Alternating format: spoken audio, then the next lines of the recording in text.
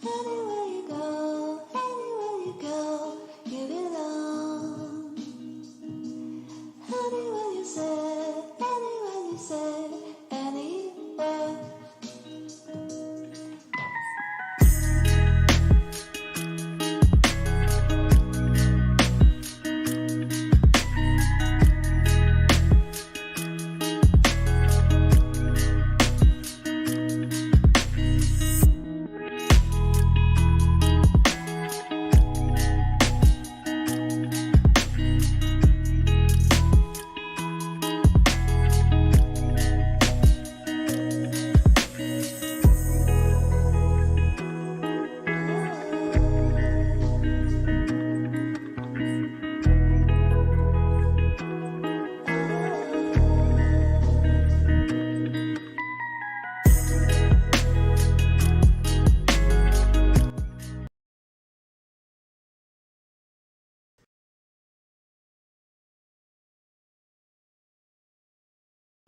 There we go. Okay, what are you saying, people? Welcome back to another live stream. Hope everyone is doing well. Yeah, guys, welcome back. Hope everyone's doing well. Make sure you go check out the Telegram link in the description and also the top of the chat there. Share my trades, watch list, videos I create, so feel free to check that out. If you are new to the channel, please be sure to like and subscribe. Really does help out the channel. If you're liking the content, finding it useful, might as well show some love. And if you are looking for a broker, I do have my affiliate link to IC Markets. Feel free to go check them out if you want to. But yeah, guys, welcome back to another stream. Another week commences. Forex Fox, what is up? AUD/USD, we'll get to it. No problem, take a look. Omar, good morning. Hope you're doing good. Opimipo, what is up? Hope you're doing good. You'll take a look at AUD/USD. Morning, Brian, what is up? Hope you're doing good. Morning. Toge's Treats, what's up? Good morning, welcome to the stream. Moch, as always, good morning. Congratulations on the 8K, much appreciated. Yeah, we finally hit 8K, guys, much appreciated. Road to 10K, 2,000 subs left to get to the 5-figure mark. But yeah, 8K, nice little milestone. Happy to hit that. Thank you to everyone who's subscribed. Obviously, won't be able to hit the 8K unless 8,000 people have subscribed. So I really do appreciate the love, guys. On the channel, Joseph, what is up? Good morning. Ehab GJ sells. I'm actually looking at buying yen, but not at the current price. But we'll go into pound yen, pound AUD, another pair I'm looking at as well. As the CHF, bunch of pairs. Okay, let me go through AUD/USD first, and I'll work my way through them. Okay, so AUD/USD was cooking with this one. So yeah, we had a really nice run to the upside, back to the high, the resistance again. We had that really confident candle on the weekly time frame. So if you haven't checked out my weekly analysis, feel free to go do that. But I've gone through a bunch of pairs, talking what I expect to see happen, coming into the week. And AUD/USD, we had this really confident candle closure on the weekly time frame. So we're expecting to see some momentum spill over into the following week, which is this week. And we kind of had seen that. Whether price, breaks through all of these wicks is a different question. We could just see another wick to the upside and the market rolls over. But we have kind of had that spillover of the momentum from last week into this week already, coming back into the highs. So AUD/USD is at a solid level of resistance, as we can all see here. Price coming back in some areas here. Heavy rejections prior. 1, 2, now a third one. And the way I'm kind of treating AUD/USD now is just a ranging market, really, because there is a higher time frame trend, which I've been going on about for some time, which is overall to the downside. If you look at the daily, the weekly time frames, actually more the weekly, you can see the market is it's quite a healthy downtrend. Nice pullback recently, and we are looking at the market taking that next leg to the downside. So theoretically, long term, I'm still expecting a push back down to these lows, which is definitely long term. I'm not eager to jump into the markets as well for AUD/USD, because if my analysis is correct and we work our way down to 0.62, I don't need to short right the highs here. I could probably find some nice comfortable shorts around here. Let me change the color so you can actually see that. Around there or wherever, basically. So I don't have to necessarily short the highs and try and anticipate the whole run. Can do if you want to, but yeah, there are gonna be a few obstacles in your way, and it's best just to wait for the clear opportunity rather than try and make the most out of something. So yeah, AUSD is back at the highs. I would favor another bearish leg to the downside, back down to lows, continue that range, and then possibly we can get the breakout and price to continue a lot further to the downside, and then I'll start looking for my shorts on that breakout, momentum back into the charts, and start taking those lower highs. So yeah, that's kind of what I'm looking for AUSD. I'm not really interested. Higher time frames look pretty clear, but full H, we've got this big old consolidation. So unless you're looking to trade the consolidation, shorts at the highs, always a decent shout. Seen some good rejection there as well. So if you get any short opportunities around there, stop loss above the zone, and hopefully you can catch a nice swing to the downside. But that's about it for AUSD. You don't really have a trend. There's not really much clear structure apart from the higher time frames.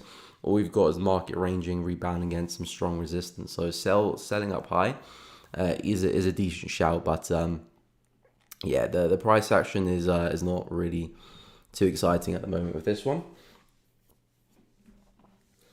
Okay, so we'll go and take a look at pound yen and pound AD next. NZT chair for Ryan, we'll take a look, no problem. Zark, what is up? Hey Miko, hope you are doing great. I'm doing good, thanks. Can you look at USJPY for me? I just opened a buy position at 134.5. We'll get to it. HPR, what is up? I'm doing good. Gold, we'll take a look. Boha, welcome to the stream. Hope you're doing good. Elmi, good afternoon. Good afternoon. Good morning over here, but good afternoon to you. Anus, as always, morning. Welcome to the stream. Glad to have you on it. Prith, what is up? I'm doing good. Mighty King, hi. What is going on? Any thoughts on GGS? So yeah, I'm going to take a look at pound yen now, and I'll go through pound AD and New Zealand Swiss. So yeah, pound yen I'm still pretty bullish on. It's kind of missed my zone last week, but I'm hoping to see if we can see one more stab lower, because we missed it by quite some bit. Actually, not really quite some bit, because there's the resistance here. So we missed it by a few pips, more or less. But I'm looking to see if we can get one more stab to the downside, trying to get that bit of a bull flag correction. So if you bear with me, we've got the lovely impulse there to the upside, looking for the correction one, which has already happened, and looking for the second push, and then the follow through to the upside. So kind of giving us this bull flag pattern, impulse, correction, impulse. So I'm kind of hoping we can do that. We don't necessarily have to do that. You could obviously start flying to the upside. The market's pretty much bullish on almost all time frames. So there's a lot of bullish momentum in the market right now for pound yen. So I'm definitely a buyer of this one. Yes, we are coming to some areas of resistance, back of the highs here. So there might be a pause, and hence another reason why I want the market to come down first before I do look for my buy opportunities. Buying up here is just a little bit too high and a little bit too aggressive, since we've got the higher time frame resistance on the daily and the weekly as well. If I drop to the weekly, you can see this is really substantial resistance. So I don't want to be buying too high up, despite the bullish trend that we have here for pound yen. I still want to make sure I'm buying fairly low, away from the sellers, and still be able to take advantage of some nice bullish swings. So this price action here, the market potentially might form that lower high to roll over and give me that kind of bull flag that I'm looking for. Pound yen, I'm just not really a seller. So yes, we might see that down move, but is it high probability? Not too sure. It's not really under the great market conditions for the sellers. We got the daily zone here, the daily resistance, the weekly resistance slightly higher up. I mean, if we were testing the level in here and we're trading inside here, at least you got a bit more of a, what's the word? A safer area to short from, because at least you're in the daily resistance here. We're just below it slightly. So there might be some downside for pound yen, but like I said, I'm not interested. I'm definitely keen to take the market back up again after we can get another down move. So I'm hoping we can roll over, but is it something I would want to trade? Not really, no. So yeah, pound yen looks like it's breaking structure, starting to form some lower highs. I mean, overall this price action is very, very corrective and very choppy, so I wouldn't read too much into it. It's difficult to find solid opportunities when the market is moving like this. So I would stay away from that price action, really. I do favor a rollover, but it's just not of high probability worth a trade, in my opinion, at least for my trading style. Maybe you guys are seeing something I'm not, and again, if you are, feel free to take your trades. At the end of the day, it's your capital, it's your trade, it's your account, so make your decisions. I'll just throw my 2 pence in for you guys to digest. But Yeah, 168, 167, 750, this kind of area is where I'm keen to take some longs. Hoping we can get a down move there. But yeah, it's just a little bit counter trend, so I'm not really a fan favorite of pound yen at the moment. And the kind of analysis goes same with a lot of the yen pairs as well. I'm kind of looking at buys for a lot of them, but a lot of them are quite higher up, so I need another down move before I start jumping into anything. But I'll go over pound AUD next, and then NZD CHF and USJPY and gold. Okay, so yeah, pound AUD coming into the week was looking for some buys. It broke underneath my zone, unfortunately. Didn't really give us such a good entry signal yesterday. We broke underneath the zone, consolidated a little bit, and then actually started, let me draw it from the low here, then actually started to break back above this morning. So we're looking okay, but I'm not keen to jump back into the trade.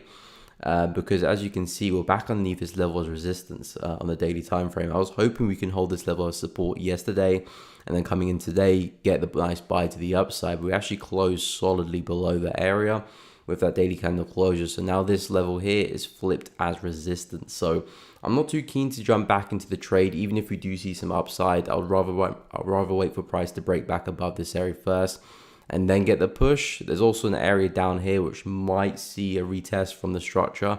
Might see a retest from price around 1.855. It's a solid level of resistance. You can see we consolidated from that. So that's actually where I'm expecting price to head to after it started breaking through the level and started breaking through the trend line. Didn't quite make it there. And this morning we were looking quite bullish coming back into the area. So see if price has another push to the downside back into 1.855 into that consolidation, lovely resistance there, or it starts breaking back above my daily zone there, because that's what I wanted to see a wick from, just like we did see a few days ago. Lovely wick through the level, market pull back up. However, this time we've actually saw a successful daily candle closure below.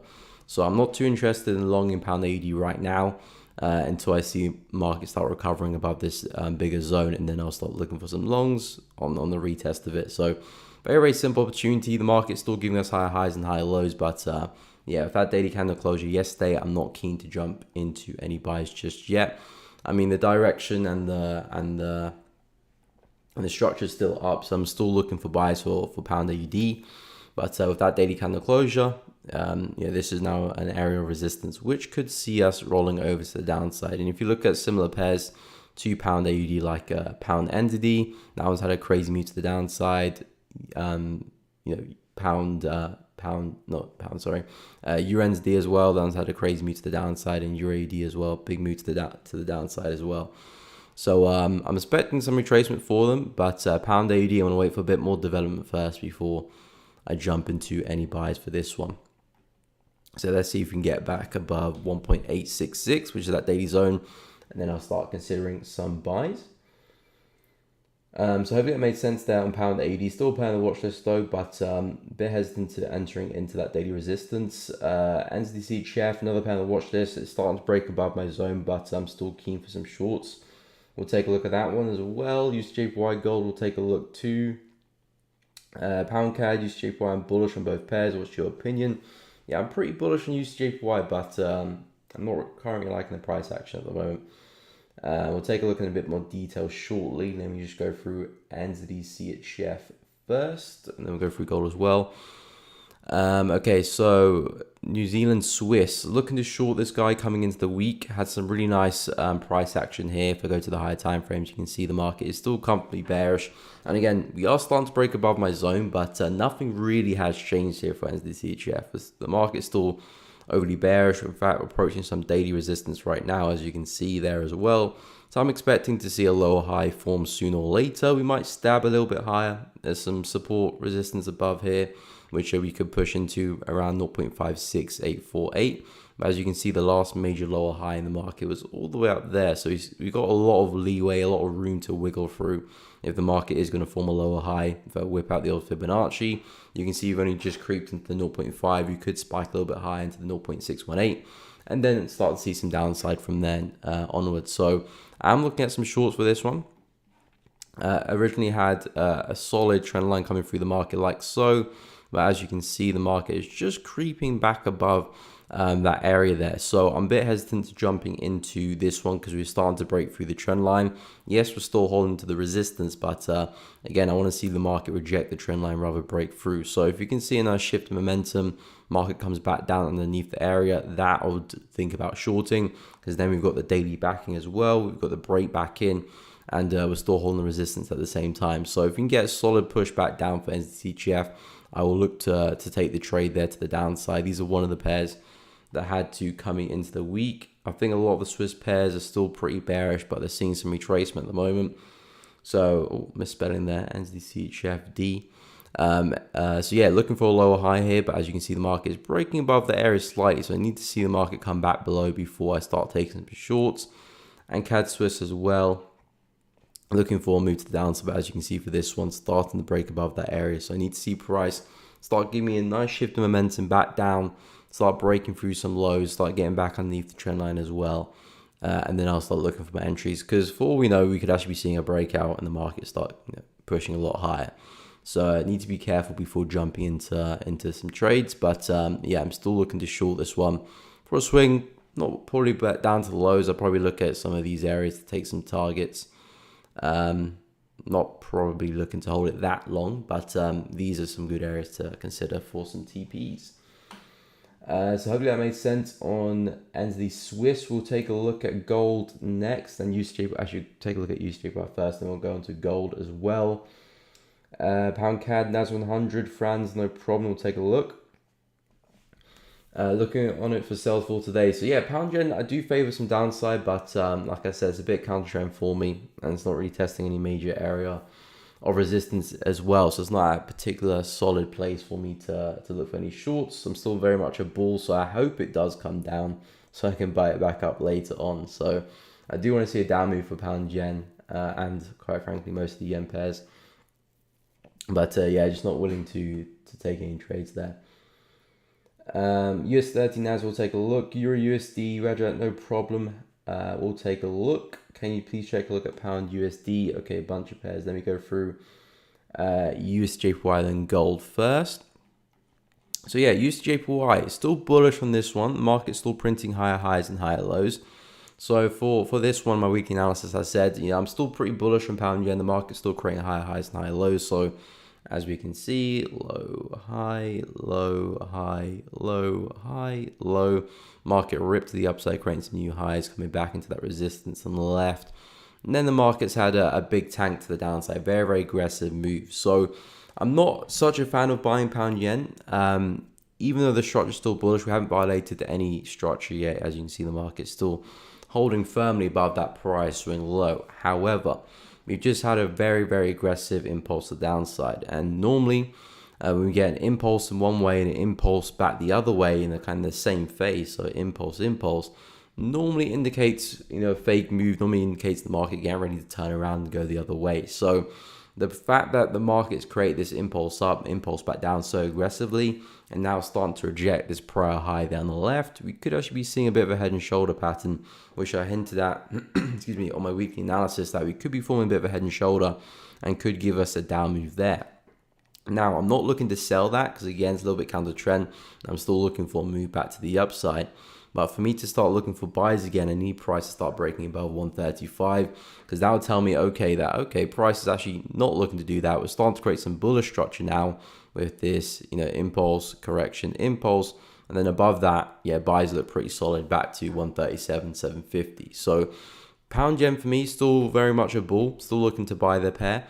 I'm not interested in selling. It might see a down move if that head and shoulders pattern start playing out, but I'm not really interested in that. I want price to start breaking higher. We've got a lot of confidence to the upside and looking for us to go and retest the highs there again. So kind of waiting to see if we can pop above 135. At the moment, the market's finding it pretty hard to do so. A lot of 4H wicks to the upside.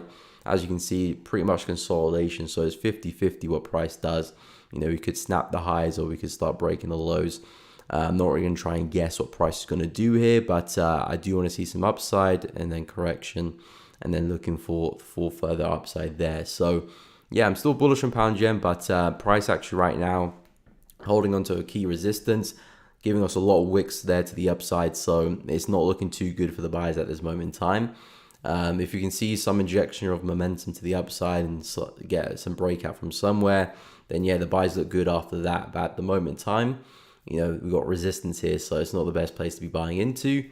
And yeah, that head and shoulder pattern is definitely a possibility. So I would stay aware of that, because there's a good chance we could just start seeing some downside like that. But yeah, break above 135, then we've got a solid target, buys to 137, 750 around there. I'll move on to gold. Hopefully that made sense for USJ Pro. If you've got any questions about my analysis, feel free to drop it down in the comments as well. If you don't understand anything, let us know. But yeah, gold's still pretty bullish. It's starting to tire, of course. Gold, even though it's still very bullish, is at a solid level of resistance, which we cannot forget. And we're traders first, analysis second. So as a trader, you don't really want to be buying into resistance. As an analysis, you might say, okay, I feel like price is going to break this resistance and keep going up, which is a fair point to say. But as a trader, we're not looking to trade that move. You want to either wait for price to drop lower. You want price to either drop lower and then buy, low to push back into the resistance, or wait for price to break the resistance and then take your buys like that. We're not trying to buy into this just because we think prices are going to break through. We have to make sure that we do separate our analysis and our expectations from our actual trades, because it's never really a good mix to confuse the two. But I was about to say pound yen. Gold I'm still pretty bullish on. I want to look to see if the market can get another down move back into this area here.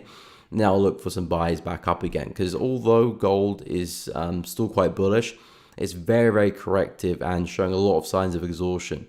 As you can see, the structure is still creating higher highs and higher lows.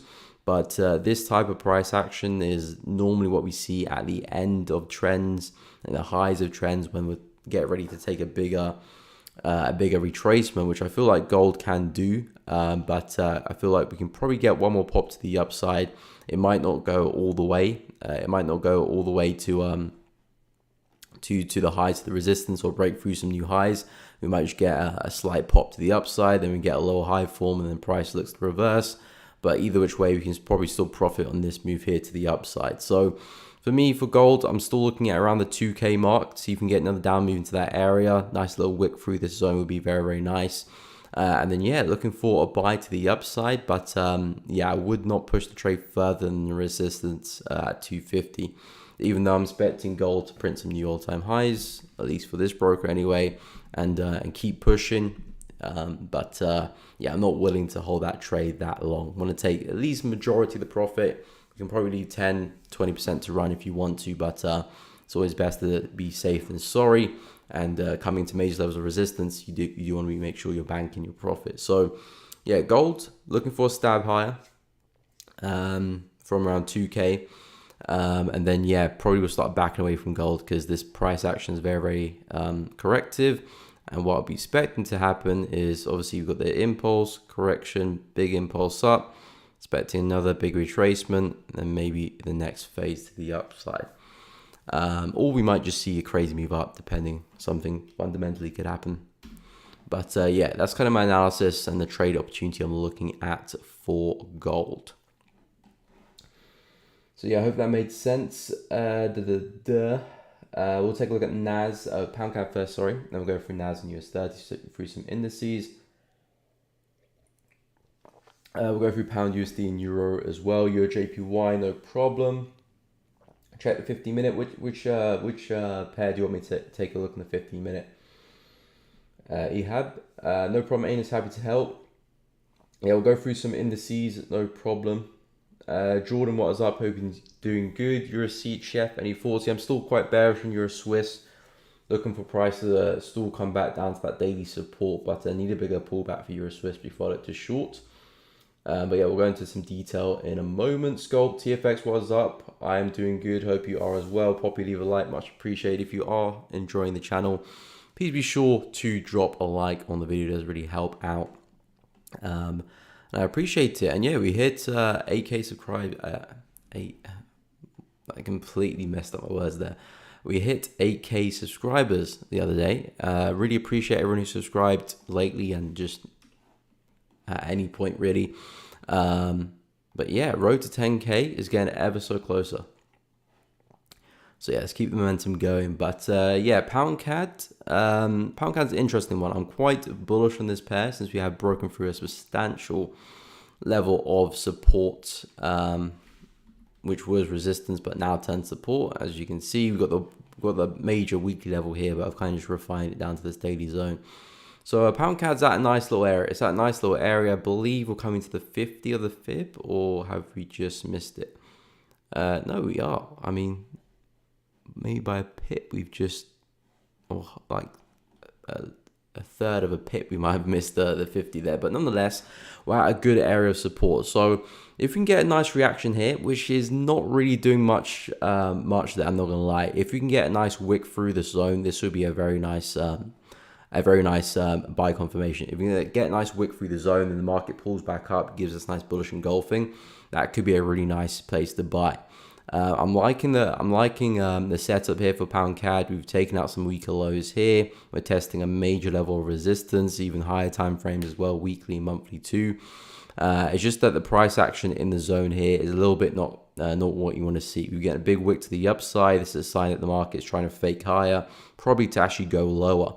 So I'm not a big fan of what we're seeing here at the entry level. But if you can get a wick to the downside, shows that the market's trying to push lower, but failing to do so, grabbing some stop losses maybe underneath this low and pulls back up and shows us some momentum, that could be a really nice entry signal to take the buys back to the upside here. And again, overall we have a solid bullish market here, so buys is definitely what I'll be favoring here, coming back into such a major level of support as well. Just want to see a good entry signal for this one. So yeah, keep an eye to see if we can get another stab lower. Again, with that big wick there to the full H, does look like the market probably will push lower one more time.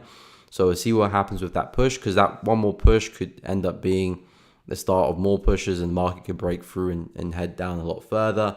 Or it could just be the market faking through the level, pulling back up, giving us an entry signal, and then we take that momentum to the upside. So yeah, pound CAD at really nice support. Keep an eye out for some further development. But I do like where we're trading at, and things do look good for the buys. But be patient. I think entering now would be a little bit too early. So yeah, nice little wick through the level there on the 4H or even the hourly even. And yeah, I think there could be some nice buys back up again.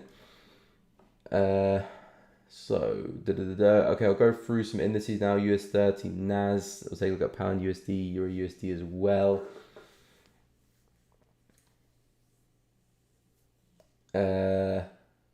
Yeah, I've already gone through pound yen, so if you want to scroll back through the video, probably like the second pair I looked at, you can take a look at pound yen. But yeah, someone requested USDJPY, so I went through that pair as well. Any chance you could have a look at NZJPY? Yeah, NZJPY is starting to look good. It's starting to look good after it took out the highs there. I'm actually looking at the pair a lot more closely now for some buys. But yeah, we'll go into a lot of detail about NZJPY because it's creeping onto the watch list, that pair. I don't think I missed that pair. I don't think I have. Okay, so we'll take a look at some indices and we'll go through euro and pound as well. Okay, so NAS 100 was the bonus pair this week. On my weekly analysis, I said if price can start clearing out this resistance here, I'm looking for a push basically all the way back up to this weekly resistance here as well. Because on the weekly time frame, we had a solid level of resistance. As you can see, if you just draw up those wicks, big wick to the upside, market sold off, came back in, break and retest, had the retest there, big wick to the upside. Market sold off again. A few more wicks, slight sell-off. Now the market's breaking through the area, now giving us wicks to the downside. So I'm expecting to see US 100 push back to that resistance there at 13,600. We've got all these successive higher lows. 1, 2, 3, potentially 4. So I'm looking at another stab from a weekly point of view to the upside. So the overall kind of scope, the overall kind of forecast for US 100 NAS is the upside. As long as we stay above 12,800, I'm looking for us to push into 13,600. So that's the direction that I've got for this one. However, right now I've kind of got very, very choppy market conditions here on the 4H time frame / the daily. It's very, very choppy. I'm looking to see if we can start clearing this resistance a little bit better. I'm not really a big fan of the price action right now. Here we sort of clear the resistance, but again, not by a lot. Ended up in a fake out. The market came back underneath. Now it looks like we're starting to clear the resistance again, but we're closing straight into the high down the left. So again, not a favorite of this US 100 price action. This could leave us rolling back underneath and falling through to the downside, giving us a double top here. So for what I'm looking at for NAS is for prices actually start breaking through this high here. Then we get a retracement and then we can buy that next move there to the upside. This trade here will be a very, very high probability because not only are we breaking through the daily zone, we're also breaking through this full H zone here, get a retest, and then we see that continuation. We're already looking at some really healthy bullish momentum present in the market. As you can see, really nice momentum to the upside there. Also getting some really nice momentum to the upside there. So we're seeing buyers stepping into control of the market and trying to drive price higher.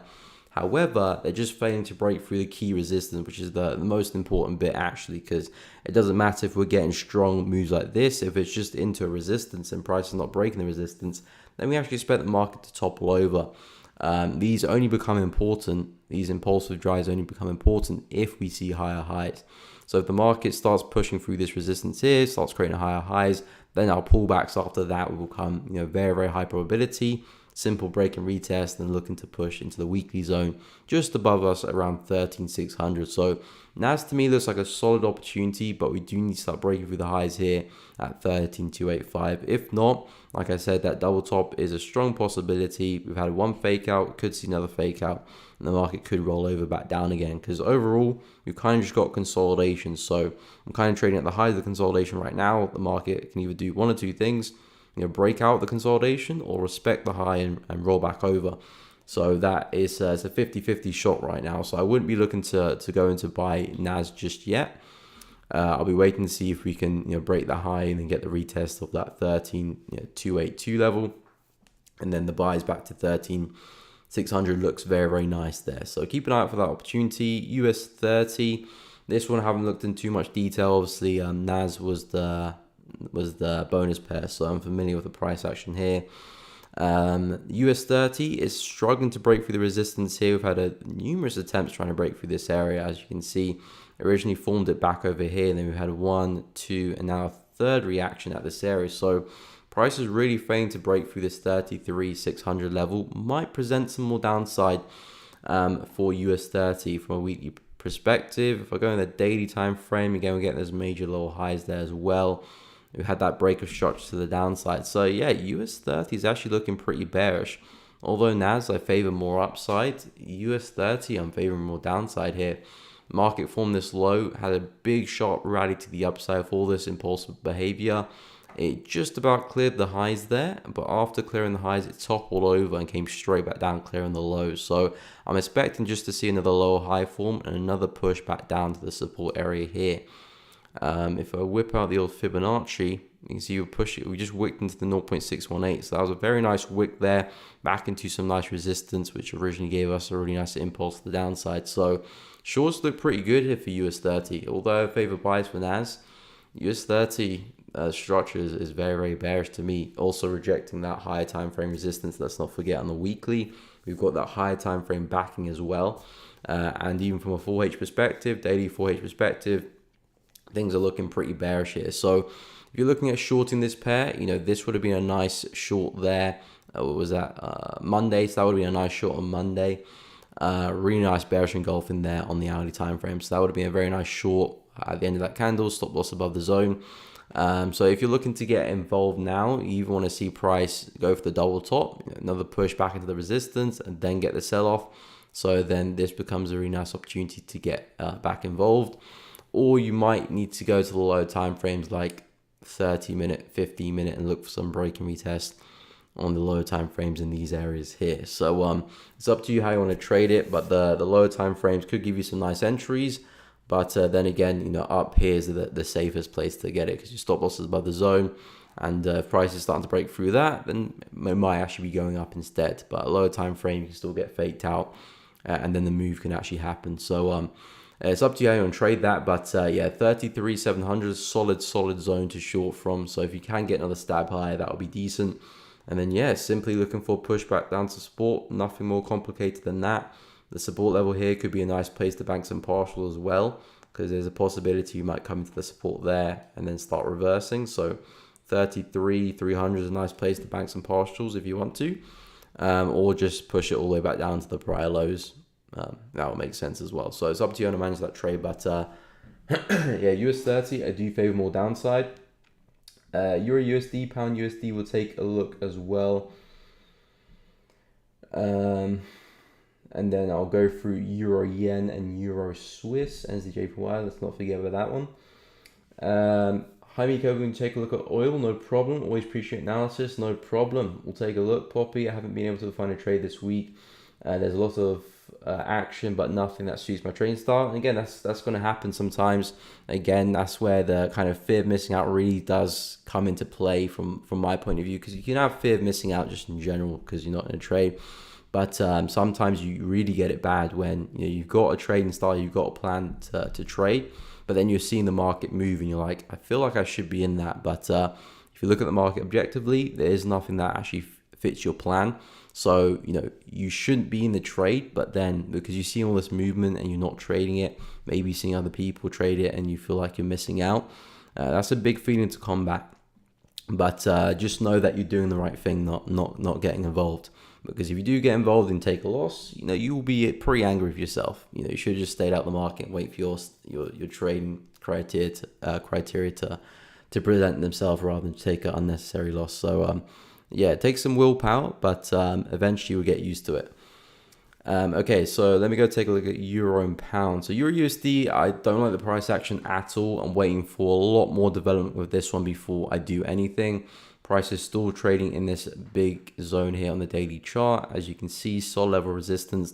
Market's kind of breaking above, breaking below, breaking above, breaking below. So Euro USD itself is kind of confused what it wants to do. Again, the price action is very, very exhausted. We're getting a lot of stabs higher and the market kind of breaks the downside very, very aggressively. So this type of price action here normally 70% of the time ends up with a move to the downside here. And the fact that we're trading off a really strong level of resistance kind of increases the possibility and the probability of it happening a little bit further as well. So I do favor Euro USD to start falling.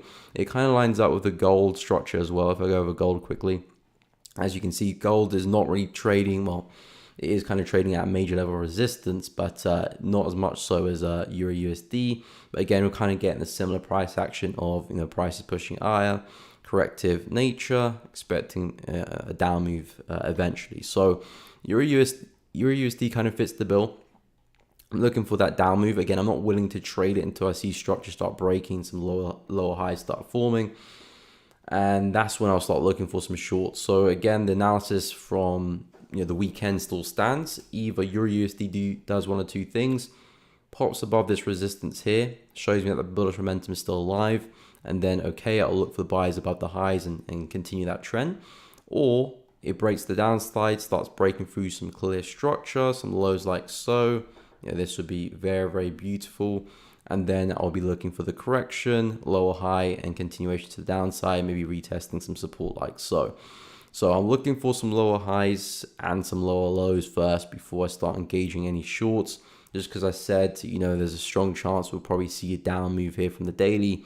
Doesn't mean we just jump into the sells. It needs to actually be a solid trading opportunity, not just from expectations. So yeah, Euro USD, I do favor the market rolling over, but I need to see the market start breaking through some lows first, and then I'll be hopping on the back of some momentum if I can get into a lower high. But as of right now, I'm kind of just backing away from Euro and let Euro do its thing. Anything in here, feel free. There might be some trading opportunities for yourself, but for me, I'm not gonna entertain any price action in there. There might be some winning trades, but I'm not interested until we start clearing some lows or clearing some highs. Pound USD still pushing to the upside. This one's still healthy. I mean, it's quite corrective as well, but it has broken through the resistance. So we had kind of similar analysis to Euro USD. As you can see, price is stuck at the resistance, kind of moving sideways. Then Pound USD was kind of doing that same thing for a while, but then it started breaking to the upside. So Pound's actually got a bit of a bullish trend about it. So Pound, I'm actually interested in buying because this one's cleared the daily resistance and also still printing higher highs above it. So this is favorable for me to take Thank you so much, Super, for subscribing. Appreciate it.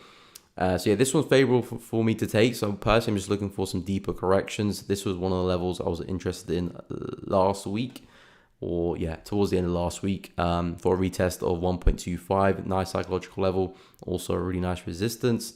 1, 2, 3. So look and see if we can push down one more time and then get a nice little solid pop to the upside, back into some resistance there at 1.264. So yeah, pound USD for me, this one looks favorable to buy. Euro USD does not, because it's in that daily resistance.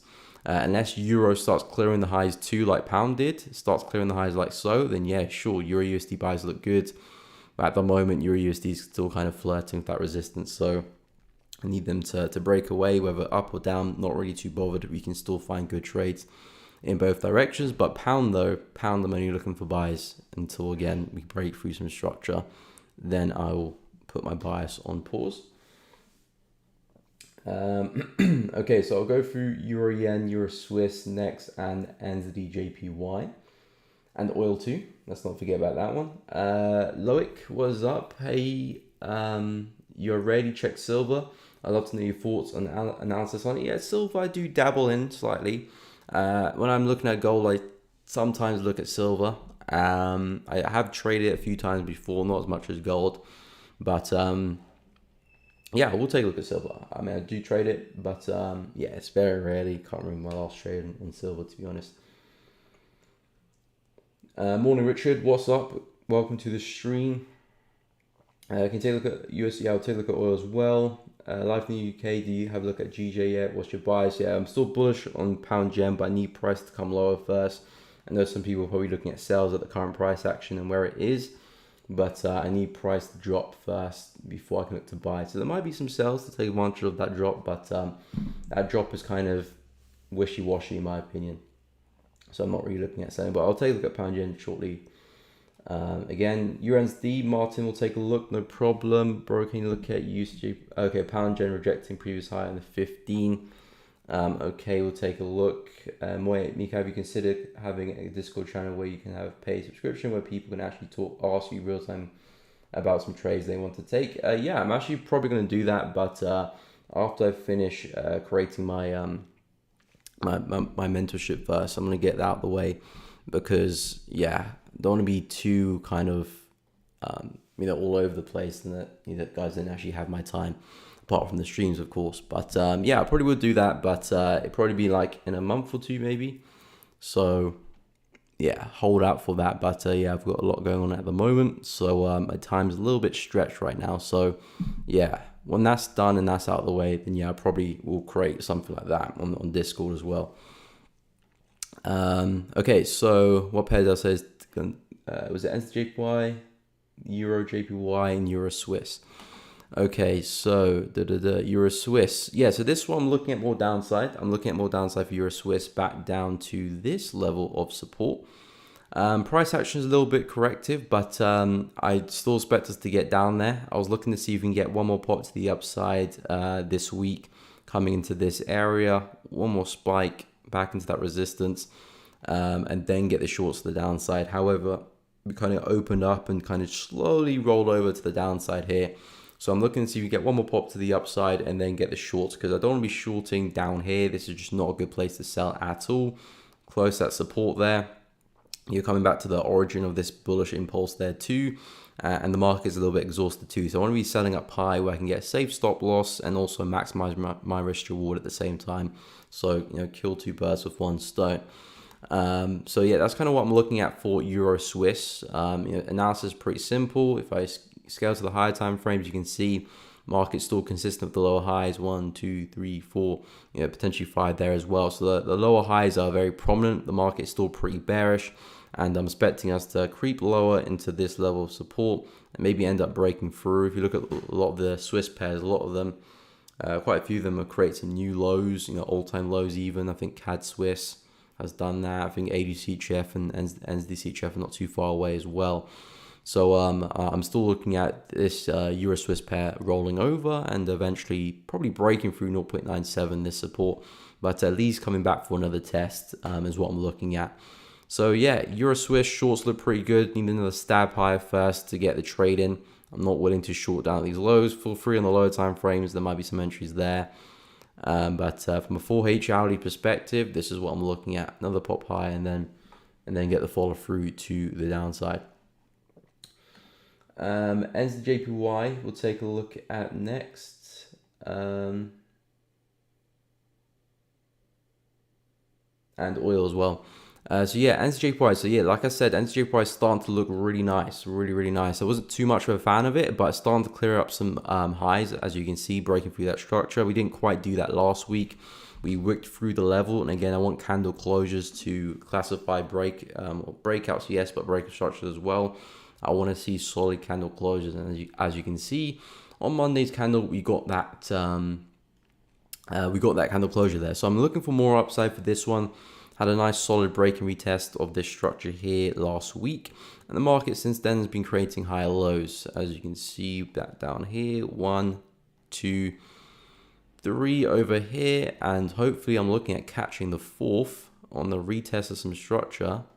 So if you connect the higher lows, as you can see, you got a bit of a trend line going there as well.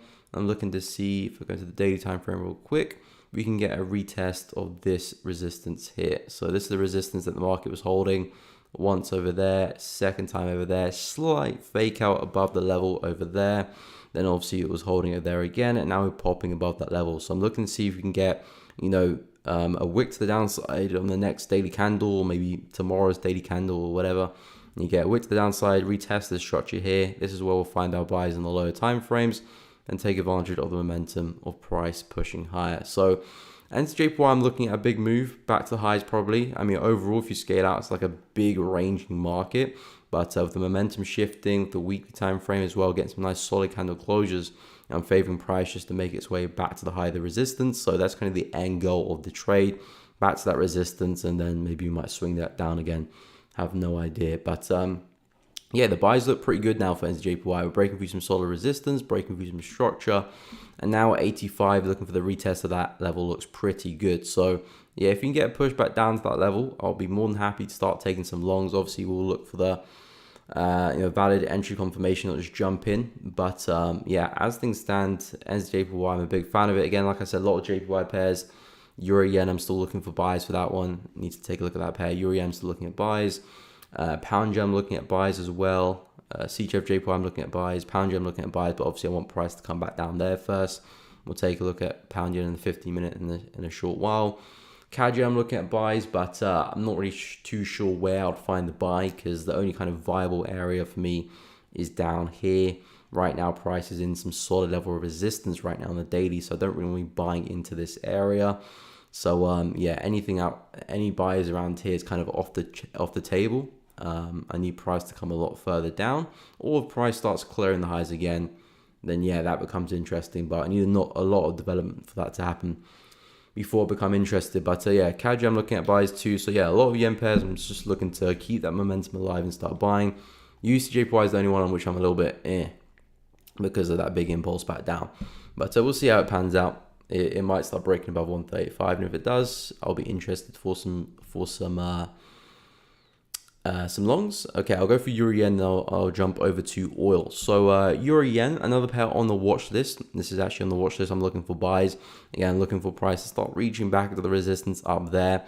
But yeah, we've had a solid rejection of this level here. As you can see, if I map it out, market broke above, came back and start to reject this level. So as long as price can hold this on the daily, I'm looking for a move to the upside. If we start seeing a successful candle closure back underneath, then this tells me that, okay, we might actually be having a big fake out here for Euro Yen. So I'm going to start pulling away at that point, start becoming a bit more neutral, because we could actually do something like this and maybe take a bigger jump to the downside, because this is a solid level of resistance.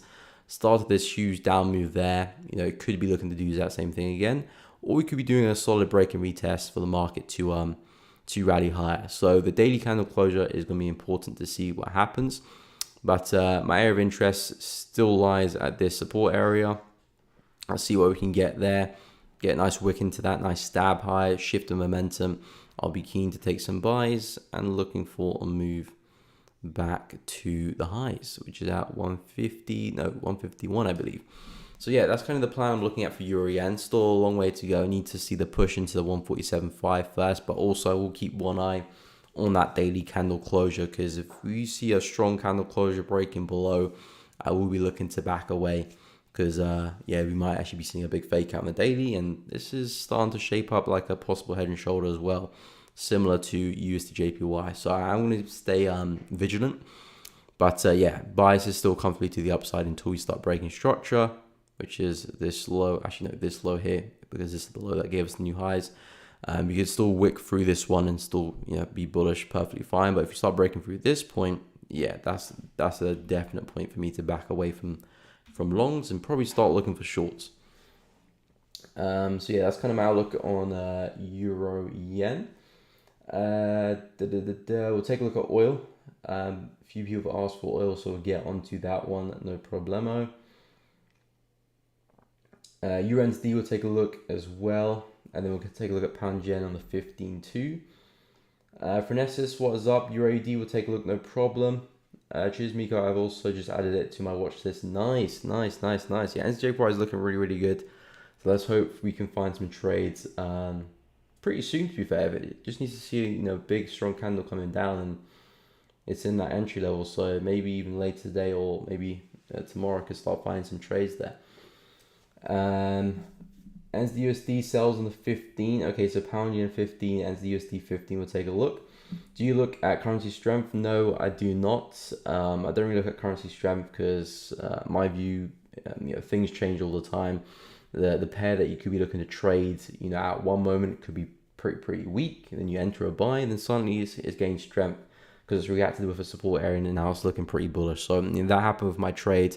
USD/JPY, which is kind of a good like case study of it, because at the time I was buying USD/JPY down here, and dollar was very weak, and even I had a weak outlook, or a bearish outlook on the dollar as well, from a technical perspective. But I still entered the trade here for some buys, and the market started rushing to the upside, and we saw a bit of dollar strength, not a lot, but we saw some dollar strength. It was kind of really the yen weakness, but we saw a lot of dollar strength coming after some news as well, which gave us some nice bullish candles, and then yen kind of did the rest. But yeah, the way I kind of look at currency strength is that it constantly changes. So, you know, when you get into the trade, the currency's going to look pretty weak at the time, and then, you know, things change if the trade plays out. But yeah, I don't look at it to answer your question. Anyway, so oil, what's cooking with oil?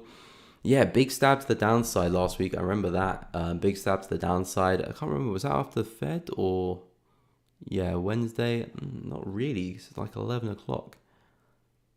Yeah, don't even know what happened there. Maybe something fundamentally.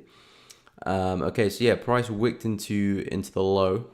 Very aggressively, pull back very aggressively as well.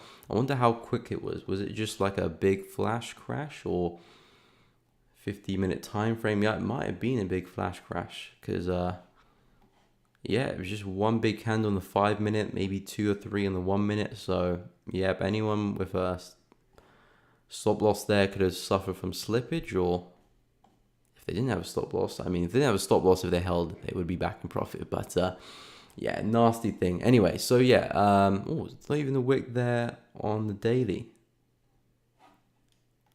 That is very interesting. Let me go to a different broker. Okay, yeah, there's a wick there on the daily. Interesting. So yeah, let's just start on the weekly time frame. Oh, there's a wick there on the weekly. What's going on there? A wick on the weekly, nothing on the daily. Wick on the 4H. Lovely stuff. Okay, anyway, so yeah, the market's still pretty bearish. It's responded to that resistance quite heavily, and starting to pull back up. The wick on the weekly candle has closed above this level of support. So that is something very significant, because we've kind of got the fake out here of the support level initially. So the market creates support, respected it, broke through, closed back above. So they're kind of giving us the fake out there. Then this time we came back into the same level, wicked into the low, but then pulled back and closed above the support. So we can actually start to favor a follow through to the upside now. Basically, the prices tried to break through the support level, it failed to do that. So likely from a weekly perspective, we could be seeing a move to the upside and a push higher. Now, I would be a bit careful with that because the market is still pretty bearish. As you can see, we're still giving consistent lower lows and lower highs here. So there's a strong possibility you might see another down move. But when we start coming back into these areas, if we start creating some higher lows, there could be some solid buys to take back to the upside. A nice little break of structure, get above at some level, buys look good. But at the moment in time, this is still bearish. So you can probably find some nice short-term sells, back into that 71 level. This is a solid level of support here, which are not too far away as well. As you can see, prices still creating these lower highs, 1, 2. Could see another stab to the upside, take out some of these weaker highs into that level, get some nice shorts to the downside, and then we could see the development happening for the buys. So my outlook for oil is that the market is faking through that big level. So although shorts do look pretty good up here, because again, a lot of momentum to the downside, no retest that level. So shorts do look pretty good, but I wouldn't push those shorts too far because the market's having a hard time breaking through 71. So at best, TP at 71, there's a slim chance we may break through, but you want to make sure you're banking at least most of your profit at this area. And then if you see some nice developments on, break of structure, market starts creating some higher lows, then yeah, we might get that push to the upside and get some nice buys. But that might not happen towards the end of the week though. So yeah, keep an eye on 74. Some sales look good for the meantime. Okay, so where am I? So yeah, that's oil done. I'll take a look at EURUSD and USD as well, and go through pound yen and SDUSD in the 15. Do you think using MACD is a good moving average? I don't really look at MACD. I've never really looked at it properly, to be honest. So yeah, not the best person to ask on that. I do use moving averages, EMA. So I think that's a good moving average, just the EMAs in general. MACD, I don't really have too much experience with. I've never really experimented with it either. So yeah, I can't really answer that question if it's good or not. It's probably just like any other indicator, has its use. Again, the key thing you want to master is price action, market structure, support, resistance, and then yeah, throw a MACD on top of that to give you more confidence in a trade. If you test it and see it does give you some good confidence. But yeah, moving averages in general are good moving averages to use. But if you want to use the MACD, I'll go take either go ask someone who uses it in their trading frequently, or go and test it yourself. But I've never really tested or used the MACD, to be honest. Andreas, what's up? Okay, we'll take a look at CHF JPY as well.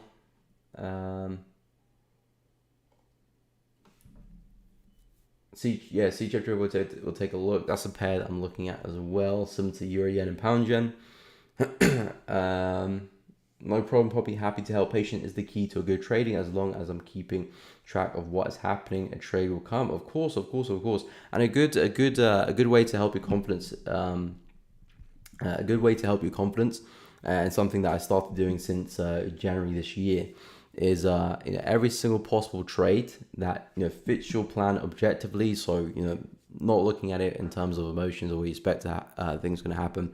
Every single trade opportunity that fits your plan on the time frames you trade, record that, take a screenshot of that. So as the year progresses, you have a big stack of evidence of trades that fit your plan this year, and you'll see the overall outcome of what they are. So that will provide you a lot of confidence to not only wait to take the trades you're meant to take, but when they also present themselves, to take the trade as well. Because obviously when you're trading, things happen. You're not always going to be in the markets. Maybe you're somewhere else, or you miss a trade, or a bit of emotions creep in. There's so many reasons why you might not take a trade that fits your plan, or take a trade that doesn't fit your plan, and you could be distracted. Many things can happen. So a good thing to do is that whilst the week progresses, on the weekend, go through the week, record every single trade that fit your plan. Whether it's 2 trades or 10 trades, record them all.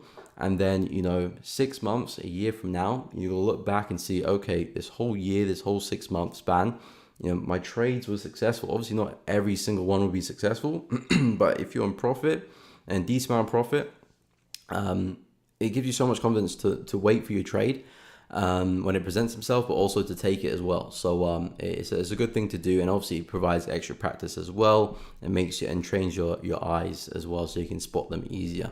which is kind of the main reason I'm doing it, because sometimes I do miss some certain opportunities and I only see them after they've happened. So I'm trying to train my eyes a little bit better to spot it more frequently, by trying to memorize the patterns and memorize the setups as well. So have it ingrained in my head so I can spot the patterns easier without doing too much effort looking at the charts.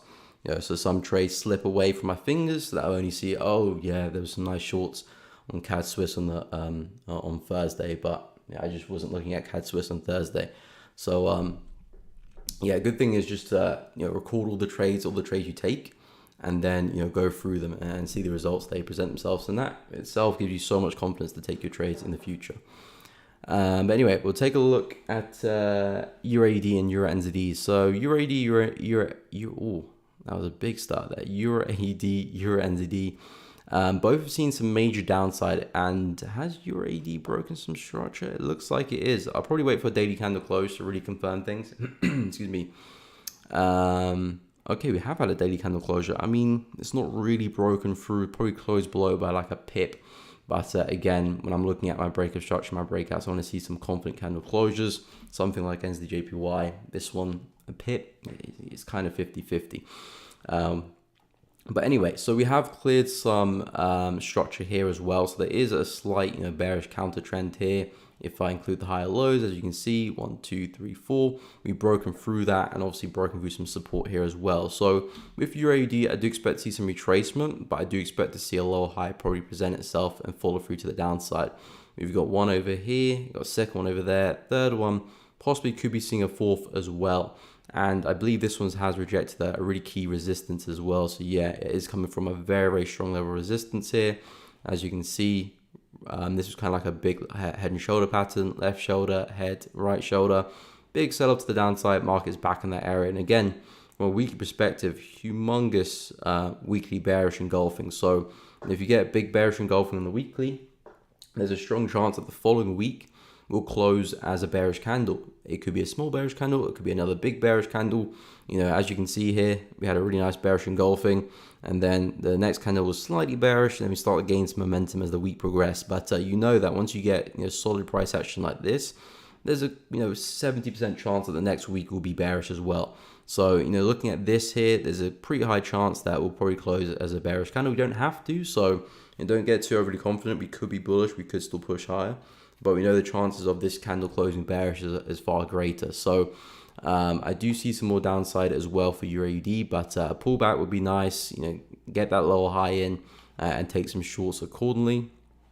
Maybe you might push into some structure here or retest that high, kind of give like a big head and shoulder pattern, left head and the right shoulder, and then get the sells that way. But yeah, I do see some nice shorts around 1.64 for Euro AUD.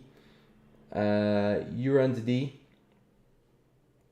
we'll take a look, and I'll go through NZUSD and Panya in the 15 as well. Mac MB, do some live trading, that awesome. You're saying do some trades, or is the stream awesome?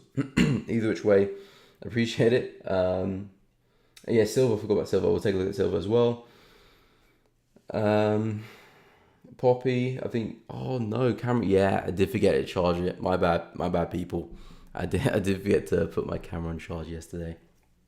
Looks like it cut out on me, to be fair. I was actually expecting it to cut out a lot earlier, to be fair, but it held up quite nicely. So yeah, unfortunately the rest of the stream will be a nice little mugshot of me. You had a few of them now, to be fair. I can probably get a nice collage of them going. So yeah, apologies for that, ladies and gentlemen, but I'll make sure it's charged for tomorrow. But the screen's working fine, which is the most important bit. But yeah, you're gonna have to make do with a nice shot of me there. Okay, so what else I was gonna do? Pound yen and the USD in the 15 minute, and then I'll progress to EuroCAD, CHF, JPY as well. NZD-CAD shorts look okay. I'm pretty bullish on NZD-CAD, but we'll go take a look at NZD-CAD as well. No problemo. First, let me go through pound yen and NZUSD on the 15. Okay, so where is pound yen? There we are. So pound yen on the 15. You said something at some highs, didn't you? Prices rejecting some highs. Okay, talking about the highs there on the left, I suppose. Yeah, it is rejecting it. Again, I said pound yen does have a good possibility to roll over, but I'm not really looking to short it. It's counter trend. It's not a particularly strong area of resistance. I don't really have a lot of confidence here to short the pair. And again, it's not really my type of trade anyway. So I'm not looking to trade it anyway. But yeah, pound yen does look like it's starting to roll over. You can see the market's breaking some structure here to the downside, starting creating some lower highs here as well. So if that trend there continues, I would expect to see some downside. And now I'm looking at some buys a lot deeper, back down at 167, 500, 168. That's what I'm looking to go long from. So I actually hope pound yen can see some downside. I'm not keen to trade it, but I hope pound yen can see some downside, particularly to that level. And then I'll look to go long. But yeah, pound yen does look like it might see some downside. Again, if you've got a plan, if you've got a plan in place, take the trades that fit your plan. Don't wait for me to say yes or no, because I'm not looking to trade this. I'm only looking to long the pair a lot further down. But yeah, like I said, it lacks a little bit of confidence in my opinion, or just from my trading style, no kind of key level resistance we're shorting from. And we're still kind of counter trend there. If price was a little bit higher, double topping at the highs there, then yeah, it could be a decent little trade, but it's not. So yeah, I'm not really a big fan of it, but the buys down here, I am. So hoping to see if we can get a move back down there. And yeah, we'll be taking some longs to the upside upon some confirmation.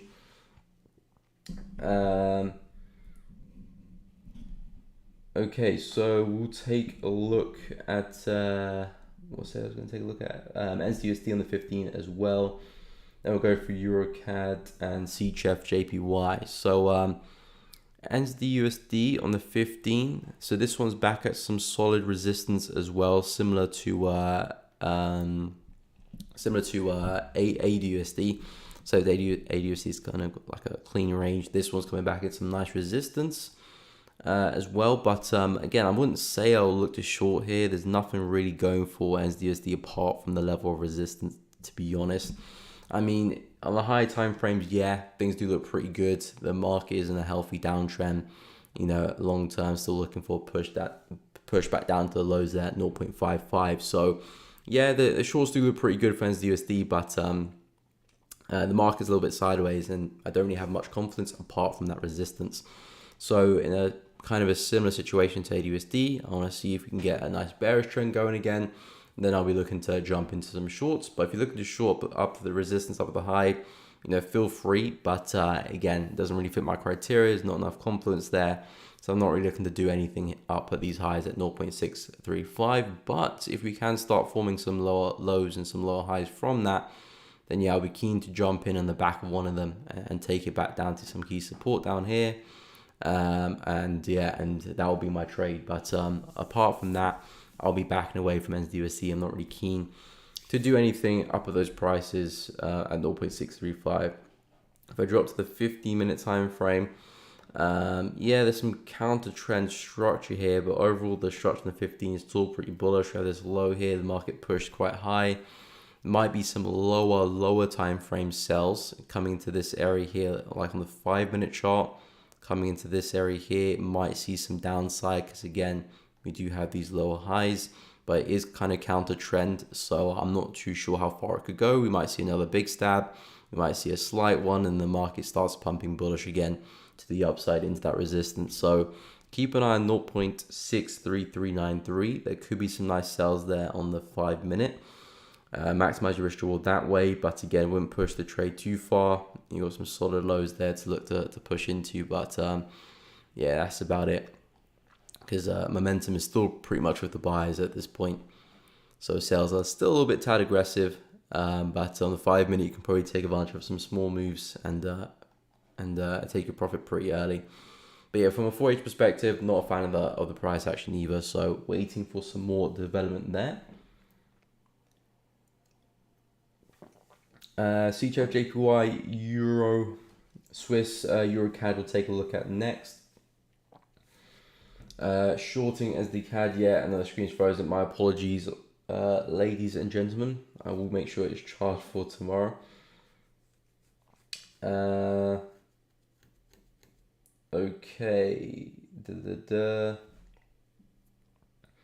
Yeah, pound CAD will take a look. Two shorting entity CAD because of this trend and this daily candle 61. Okay, yeah, makes sense. Makes sense back at the highs there. But I'm looking to see if the market can come down and then look for some buys. We'll go into detail with entity CAD, so we'll clear things up there. What about pound CAD? I'm long as entered per your analysis. I'm not quite looking for pound CAD longs just yet. Like I said, I want to see another stab lower first before I do look to long pound CAD.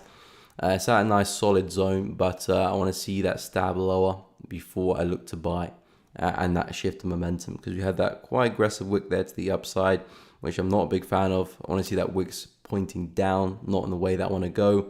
And then if you can get a solid close down the hourly, then I'll look to buy that to the upside. But yeah, I am bullish. Just on a nice little zone here, so it's definitely not a bad place to pick it up in. And with the higher time frame analysis and the structure, things do look pretty good for the buys. But I do want to see that wick pointing down and not in the direction that I wanna trade in. Okay, so we're gonna talk about is it EuroCAD first? Yeah, EuroCAD first, then move on to CHF next. So EuroCAD had a big rejection last week, I remember. I'm not really interested in trading the pair just yet, but yeah, big rejection, double top at the highs there. And again, looking at the weekly time frame as well, I do think there's a solid chance we could be forming a major low high pretty soon. As you can see with the structure, the market was creating higher highs just about and some higher lows, and then eventually had a lower high here, then ripped to the downside, breaking through these lows here. So I do think now the market's kind of balancing itself out. And getting ready to form a lower high. So we obviously got 1, 2, and 3. And I think we could see a big move to the downside, something like that eventually. Again, that's long term.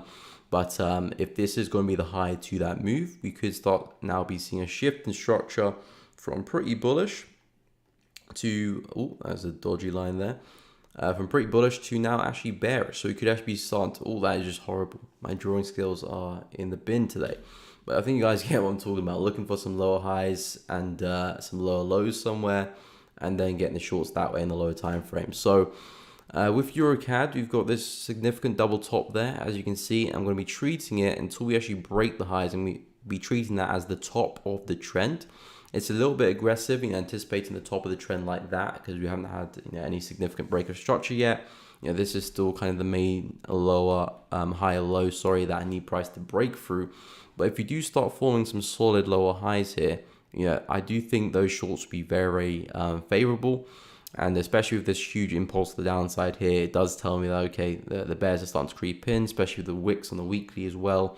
And we could start printing some lower highs here. So with EuroCAD, I'm looking at some major pullbacks, maybe coming back to retest the structure here, kind of like the neckline of the double top pattern.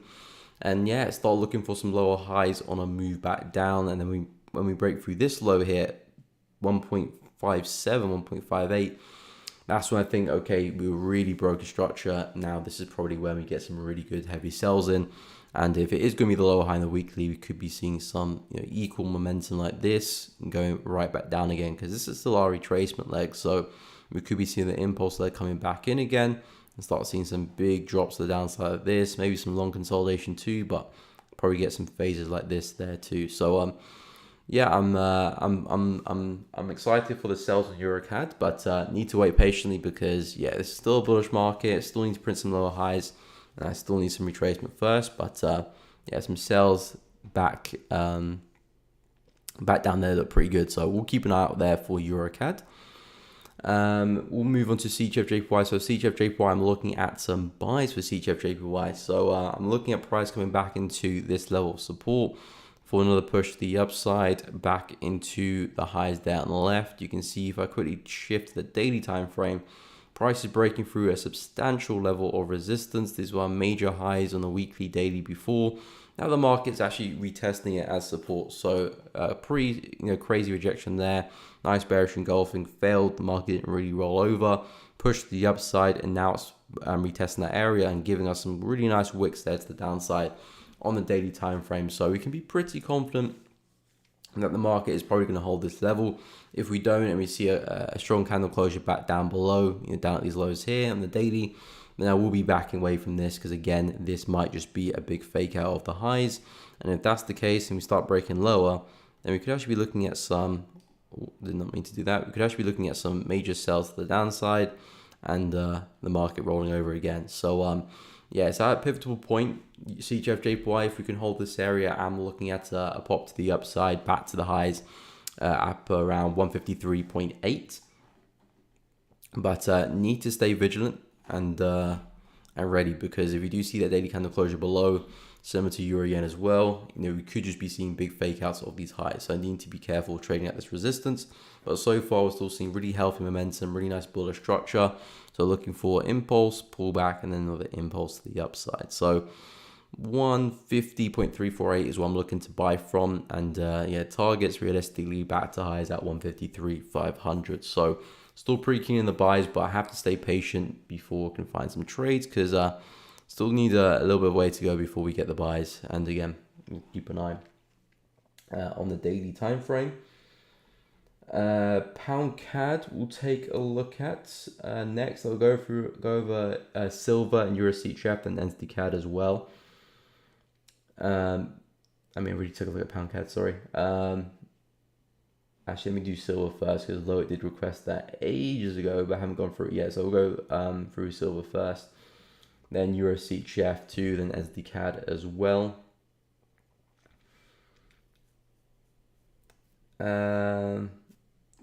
What's up, Sizzo? I was wondering if your analysis, or you have already done, already analyzed gold. I'll take a look at it after I go through some pairs first, if you want me to, or you can scroll back. It's up to you. Bonnie, what is up? Hope you're doing good. I'm doing good, thank you. Welcome to the stream. Hey, just showing the space. Why are you frozen? Yeah, battery died on the camera. That is why I'm frozen. I'm not a very good ventriloquist, but yeah, camera has frozen. That is the reason why. The camera's running out of battery. That's the reason for why it's frozen. NCC Chef, USD CAD, we'll take a look. No problem. Life in the UK was up. Do you trade UK 100 getting a nice sell move on the hourly time frame? Okay, we'll take a look. No, I do not trade indices life in the UK.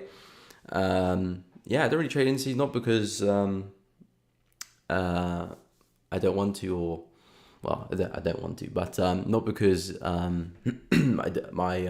strategy doesn't work. It's just because I trade more than enough FX pairs, majors, minors, and gold as well, and it kind of adds up to well over 20 pairs. So I've got more than enough selection to trade from. So I don't really want to start incorporating more.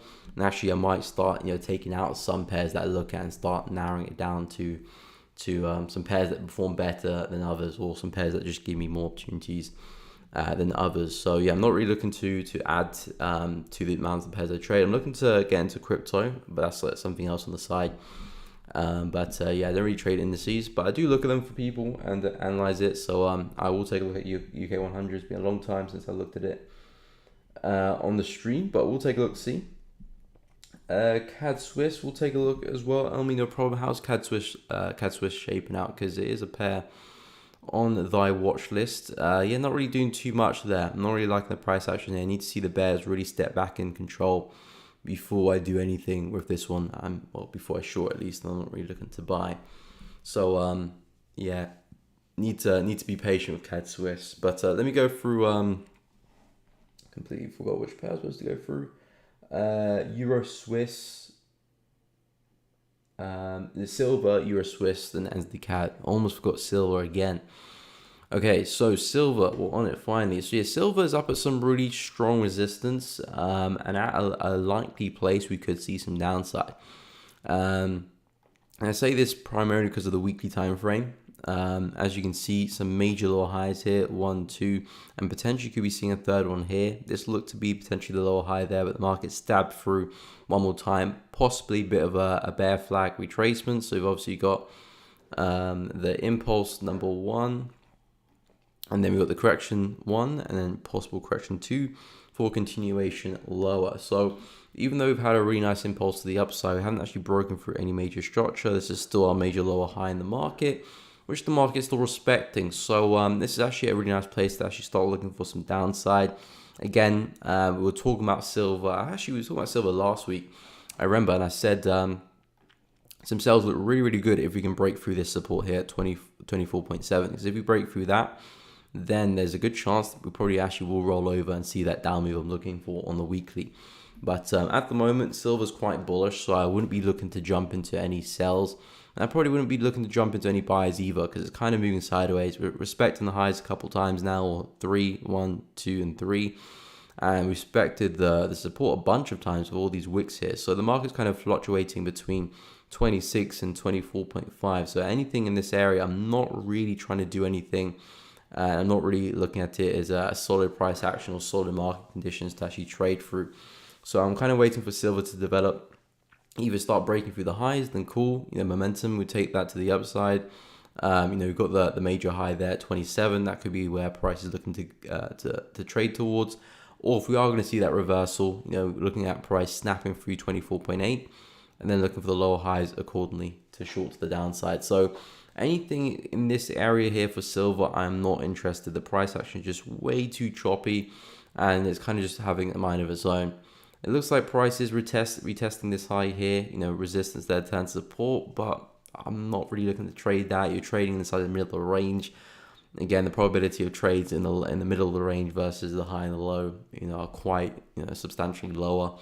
So I would avoid taking trades like this. It may play out, but this trade may play out, and then you take, 4 or 5 more trades similar to this, and they lose. So it's best just to kind of avoid them altogether and just focus on the best probabilistic trades. Which for me, with price, you can either start clearing the highs, pull back and then continue, or start clearing the lows, pull back and then continue. So that's kind of my outlook on silver. Which is, basically just ranging market, waiting for price to start breaking through some highs, and then we can really start following momentum. Either up or down, doesn't really matter. We can still take advantage of both opportunities. But in this area, it's here, hit, miss. Hey, much appreciated for consistent streams and for hitting 8K. Much appreciated. Really do appreciate the love, much. You, Moch and Poppy, big donators on the channel. But yeah, really do appreciate it. I mean, I do enjoy the streams a lot. I mean, it's good practice for me as well, just speaking publicly and kind of getting my ideas in kind of, how do I put it? In kind of word format, rather than just in my head, drawing lines and then keeping it in my head. But when I speak it out, I'm kind of, really think about it and making sure it makes sense in my head. And sometimes when I do speak on some stuff, I'm like, that doesn't kind of line up. So doing the streams actually helped my kind of thought process through trading and kind of made it a little bit more clear and concise. So I really do enjoy the streams, for personal benefit and also for you guys as well. I mean, a lot of you do enjoy the stream. I mean, there's a bunch of you on the stream here today, so I wouldn't think if you weren't enjoying it, you would be somewhere else. But so yeah, it's a win-win both ways. But yeah, really do appreciate it much. Okay, so we'll take a look at I just did silver, euro, Swiss. Then we'll jump over to NZD-CAD as well. A few people talking about NZD-CAD, so we'll take a look at NZD-CAD, euro, Swiss, NZD-CAD, and USD-CAD, NZD-CHF, UK 100. We'll take a look as well. Oil, no problem. Cheers, proper. Yeah, you guys enjoying the stream? Be sure to drop a like and subscribe as well if you're enjoying the streams. Really do appreciate it. Do you see a big move towards up in Euro JPY? Yes, I'm pretty bullish in Euro JPY. I do expect to see more upside, but first looks like we probably could come down first, come back to some support, and then if you get some good entries, I do feel like we can look for another swing to the upside for Euro Yen. But confirmation is important, because if you just break through the support, then yeah, I wouldn't be expecting any upside there. but we'll be staying patient for it. In pound CAD, I picked up the long on the breakout of the 4H bullish engulfing. Okay, fair enough. Again, as long as that fit your criteria to take entries like so, then obviously take the trade and see how it plays out. I would like to see a wick lower first for pound CAD before I anticipate more upside. But yeah, in terms of direction, definitely bullish for pound CAD. So hopefully that trade could play out for you. Life in the UK, fair enough. Only trade, yeah. A lot of people just keep their trades, keep the pairs small.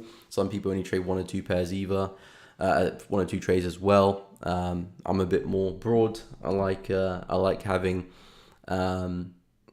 the market conditions I want to trade and having that kind of thing I look for, rather than try and stick to particular pairs and when they present opportunities, trade them. Because for me, when I see my best trades, they're not really pair specific, although they tend to be mostly on the dollar pairs. But my best trades are normally when the setup and the conditions of the market and the trend and the structure all kind of sits up in a particular way, which is not pair specific. You know, I could see a really good setup on CAD Swiss, or I could see a good setup on pound USD. Thank you so much, man, for subscribing. I would say though, if there was a good setup on CAD Swiss versus a good setup on pound USD, I probably would take the pound USD one other than the CAD Swiss, just because pound USD, I'd be trading that for a lot longer and probably have better results on pound USD anyway. But yeah, if I get a good opportunity, fits my criteria on CAD Swiss, I will take the trade. I've back tested, all these pairs, so I know what I'm in for. So yeah, but if you want to trade 8 pairs or 6 pairs or whatever pairs, again, trading is a very personal thing. Some people very comfortable with 2 pairs, some people very comfortable with 20 pairs. It's a personal thing. There's no right or wrong answer. Okay, so we'll take a look at Euro Swiss, and then we'll go over NZD CAD. So yeah, Euro Swiss, looking at some sells for this guy. I'm looking for a push back down into the support level here at 0.972. However, I want to see a pop to the upside first into 0.98394, which is this area here, and then I'll look for my shorts. And we have some really nice structure. The market's quite corrective, so we need to make sure we're selling up high in that kind of corrective structure, so we can get a stop loss at a safe space. Because if the market does want to take a stop loss, it's most likely because we want to reverse anyway. So we want to make sure it's fairly difficult for the market to take our stop loss. Obviously, you don't want to be too difficult and have your stop loss up there and then your risk rewards down the bin. But you want to make sure it's in comfortable places, and that kind of concept alone has really did help my trading. A couple of years ago, because a lot of the time, I'd be like, okay, I think price is probably going to head down here because we have a comfortable downtrend, higher time frames. We're seeing some lower highs here as well, so we probably will come back down to that support level. But then I used to make the mistake quite a lot of just getting short of just whenever. Okay, like we've got a break of that structure there, so let me just short. And then you just get stopped out on the next candle, and just such an unnecessary loss. And then maybe come back in a couple of days' time, the market's maybe messed around a bit, pushed up, and then eventually hit the support target, hitting the target. So, the thesis was correct. Looking for the move to happen was correct. But the trade was just a very, very poor quality trade. My stop loss was just in a very dangerous place. You can see near support, the market structure is very, very fluctuating. So there's a chance we'll probably see, erratic moves like a big candle to the upside like we saw here as well. Just getting tagged out the trade and then eventually see the market roll over. So just simply looking to take trades higher up. Using a Fibonacci can really help, because, if you got a fib out and you kind of make sure that most of your trades are from the 50% downwards, it means that you're just automatically closer to support or closer to resistance, so less likely to get faked out, and selling high as possible and such corrective nature as well kind of mitigates against these type of losses. So make sure that your stop loss is in the safe place. And I bet a lot of you as well, on the stream are in the scenario where you're seeing a lot of your bias and a lot of your kind of thesis for the market, or where you expect the market to go. You're seeing a lot of that play out, but maybe your P&L doesn't reflect that. And a big thing is just making sure you're taking trades in the right areas, not because you think price is going to get there, but because price is in a good area to actually short or actually buy. So just a slight pivot in where you're taking your trades can really help out. Again, there's probably a lot more to it than that, but that can definitely help. So yeah, CHF, this is what I'm looking to short from, 0.984. Get another stab to the upside back into that resistance. And then yeah, looking for some sales back down to that support level. And hopefully we can see that move happen this week. I mean, it might not even happen. It could just roll over from where it is now. You don't necessarily have to have a move up. But if we do, yeah, I will be looking to short up around those highs for another swing lower. NZD-CAD, let's take a look. Where's NZD-CAD? There you are. So you said you were short, okay, 0.618 on the fib, I believe. So coming into this area here, not a bad place to short at all. And I know the trend line you're talking about, which is this structure here. As you can see, 1, 2, 3, 4. Nice rejection there on the daily chart, nice bearish engulfing, and obviously the market has given us that impulse, breaking some structure on the lower time frames to the left. Thank you so much, Pappy, for subscribing. As you can see, breaking through the low, and you've gone short there. Not a bad place at all. Not a bad place at all. I'm just looking to buy NZD-CAD because I'm expecting, you know, this humongous impulse there to the upside is giving us a bit of a bull flag, or quite an extended bull flag. Impulse, correction, impulse. So I'm looking at NZD-CAD coming back to these highs. So I'm keen on buying. I'm not really looking at selling it anymore. Again, I could be wrong. The market could form another lower high and roll back over. And again, I'm not going to be 100% right all the time. So yeah, I could be wrong. The market could roll over, but I favor the move to the upside because of how the market's correcting itself, because of the impulse and the way that we're forming these highs as well. So I do favor the market to break higher. Thank you so much, Rafi, for subscribing. If you guys are enjoying the content, please be sure to subscribe. It does help out. And yeah, drop a like as well. Do really appreciate it. But yeah, so NZD-CAD, I have a bullish bias, and I was looking for the market to push into the support this week. However, it's just missed it by a couple of pips, unfortunately. We might see another down move to come into that area and then the pop to the upside. So that could see your trade play out and then possibly give me some entries for my trade. And then get the bigger move to the upside. So NZD-CAD for me looks like a solid buy down here. The sell looks decent as well, up of that trend line, coming back into some structure there on the lower time frame. So the sell looks good, but because my bias is bullish, I'm not really going to be looking to sell the market or and get involved with some sells. I'm looking for some buys, and this is my area of interest at 0.84. So hopefully you can see that one more stab lower and then the push up higher. But yeah, your sell's in a good place. It's just that I'm looking at upside rather than downside for NZD-CAD.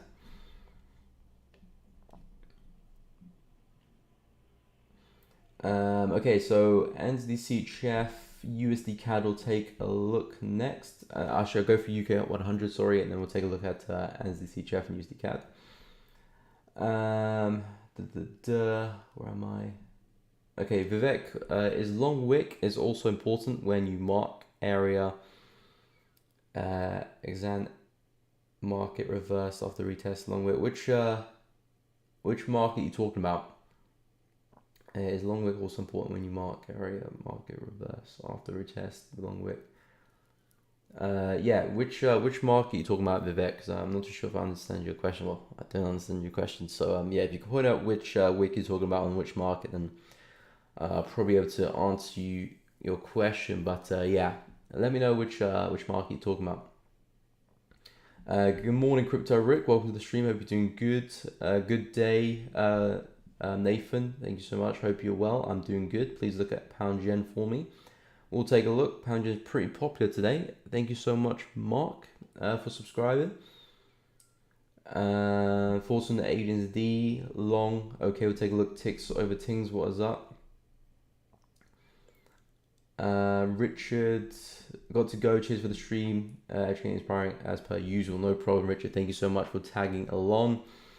Piers, I like your analysis very much. I'm strongly in favor of technical analysis. I have myself joined some advanced courses on chart reading and technical analysis. Nice. But again, trading is a lot more than just technical analysis. Technical analysis is how we buy, sell the market. But yeah, there's so much more than that, because if you think about it, the average retail trader today has so much exposure to a lot of technical analysis, methodologies, strategies than they did a long time ago. But then still, you have probably just the same amount as unsuccessful retail traders as you did previously. So the core thing you're focusing on if you want to become a trader consistently is to become, a trader, become the habit of, being vigilant, disciplined, organized, systematic, emotionally controlled. Not to an insane extent, because I'm not like the most emotionally controlled person, but when it comes to the markets, I know when my emotions are creeping in and I know how to act accordingly. So, able to trade the market is not the hardest skill in the world. If you have, if you can learn maths in school, in my opinion, you can learn how to trade technically. Obviously, fundamental is a little bit different, but from a technical perspective, it's not too particularly hard to understand. Yes, you probably have some trials and errors and grabbing risk what's the word? Grabbing to terms with it, yes, but eventually, it will start to click sooner or later. So the real skill you want to be mastering is making sure you're implementing the right habits, journaling, learning from your mistakes, and that's really what's going to push you forward. But yeah, kudos to you. Investing in yourself, like to see it. Are fundamentals important? Not really. Depends. It depends on how you trade. If you trade, using fundamentals, then yeah, the fundamentals will be very, very important to the way you trade. To me, they're not important because I don't need fundamentals. I have a systematic strategy which yields positive returns. So my duty is just to implement that strategy to the best of my ability, and yeah, that's about it. So whether a currency is doing not too well or doing well, or certain interest rates come out, or someone's saying this about the economy of some country, doesn't really matter. Actually, doesn't matter at all to my trading style, because I've tested the data, I've gone through history, understand that the patterns I trade work. So all I've got to do is just make sure I trade it the best I can. So from that point of view, that perspective, fundamentals don't matter at all. Maybe yes, when the big news comes out, there's a good chance you could get wicked out, or a spread will increase, so, and slippage as well. So from that perspective, yeah, you probably want to make sure you're staying away and managing your risk. But from whether a country is doing well, the economy of a country is doing well or not, to me doesn't matter. I'm still looking to trade it. If I get a good opportunity, I'm taking the trade. If I lose, I lose. If I win, I win. Maybe, as time progresses, I'll probably start to maybe add fundamentals to my trading and maybe use it as a layer of confluence. Okay, I favor pound to go up, pound USD to go up. And from a fundamental perspective, the economy of pound is doing a lot better than dollar. Maybe this has happened, so I expect pound to be strong. So that could be nice confluence for a trade. But in terms of entering the market, I'm never going to use fundamentals to do that. I've got to have an entry signal, confirmation, stop loss underneath structure, and a particular target-based structure as well. So the fundamentals aspect of me trading is always going to be due to technical analysis, but maybe I add some confluence from fundamentals at some point in my trading, but at the moment, no. Anyway, which pair was I supposed to go through? So I did entity CAD. Okay, UK 100. I don't think I've got that on my list on the right, so we're gonna have to go and take a look in the old symbol search. Okay, UK 100. Okay, so you said you're selling, I believe, and yeah, we are seeing some downside here. I mean, the structure is pretty comfortable to the downside, to be honest. Market's a little bit corrected, but after this correction happened, the market pulled back and really showed some nice momentum to us. And it looks like we just come back and tag some nice support. Let me just draw that again because it's a little bit messy already. The market's come back to tag some nice support here on the left. And maybe that's probably where you got your trade from this morning, 8 a.m. Really nice wick to the upside. As you can see, when we do form these kind of exaggerated wicks, they normally do give us these lower high patterns. As you can see, exaggerated wick,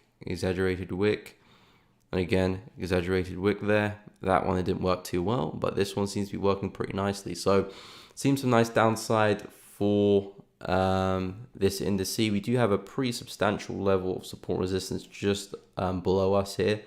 So I would say this could make up for a really good TP, because yeah, some big boys could be sitting around here looking to see if they can buy the market back up again. Whereas resistance doesn't really act as resistance or support here or there, but the market might start looking to react at that area sooner or later for push up higher. So yeah, 76.50 is a nice little area to stay aware of. But yeah, from a structural perspective, would expecting price to come back and tag the lows here. So not a bad trade at all. I like the structure, good momentum, nice pullback. You know, that's what I want to be seeing in the market. Nice healthy moves like this. Not like Euro Pound. Actually, no, Euro Pound starting to see some good momentum, but for the most part, you know, this is absolutely chaotic, horrendous price action. But yeah, looking good for UK 100. I'll go take a look at oil and NZD CHF and USD CAD. We'll take a look at GJ as well. ADNZD we'll take a look at too. EURJPY is probably going bearish on breaking retest of 147.432. Okay, we'll go take a look at the problem. CAD pairs seem a little overbought, but I'm not brave enough to short here yet. So yeah, CAD CHF big move up, CAD Yen big move up as well. Euro CAD, big move down. Pound CAD big move down as well. AUD CAD not much move down. NZD CAD that one's already retraced back up again. Any other CAD pairs I've missed? USD CAD, yeah, heavily shorted back down again. So yeah, most CAD pairs, CAD has seen a lot of strength quite recently. Some CAD pairs have seen some retracement. But yeah, CAD's been overall weak. It's over weak, and oil's been to the downside as well. If you look at a lot of CAD pairs, Euro CAD long term, Pound CAD long term, all been trending to the upside. So maybe it could be time for CAD to snap back again. Again, I've got to see that from a technical aspect. So Pound CAD's not is at a decent place to buy back up again. That could be a nice place. CAD CGF, I'm looking at shorting. It's breaking above my area, but if it can start coming back down, then yeah, I'll look to short CAD CGF. So yeah, maybe you're right there. Maybe you're right. Maybe we'll see some CAD weakness again. But anyway, so what pair? Okay, did I say look at NZD CHF and USD CAD? So where is NZD CHF? So yeah, I'm looking to short this one. But it's slightly breaking above my my trend line. It's holding on to my resistance zone just about, which is the important thing, because this is what I'm looking to sell from. But the trend line is breaking through slightly, so that's not a good sign. And actually, maybe a sign that the market could actually be looking to move higher into the next zone, slightly higher at 0.568, which is perfectly fine because I'll still look for some sales up there. But I need to see price show me some good signs of bearish momentum and breaking back underneath this structure. If not, then yeah, we probably will push higher. So I'm pausing right now for NZD CHF shorts. Overall, I'm still pretty bearish. As you can see, the structure of the market is still healthily bearish. Yeah, healthily, is that a word? Healthily, sounds a bit weird.